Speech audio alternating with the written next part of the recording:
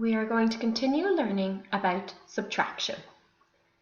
I want you to look at your screen as I go through these sums.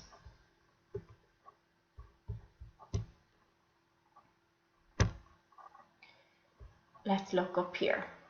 4 minus 2 equals. We have 4 apples here. 1, 2, 3, 4. 4.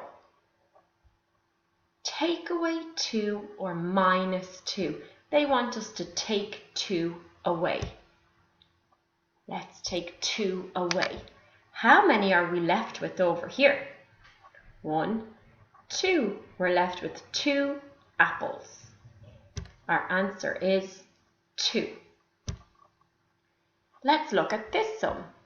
5 minus 2 equals. How many ladybirds do I have here? I have 5. 1, 2, 3, 4, 5. 5 ladybirds. Minus 2. How many are we going to take away? 2. Let's do that now. 2. How many are we left with? Count them for me. Did you get 3? Well done. Next one. 6 minus 4 equals.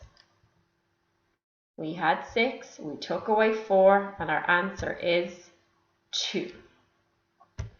Next one. 7 minus 3 equals.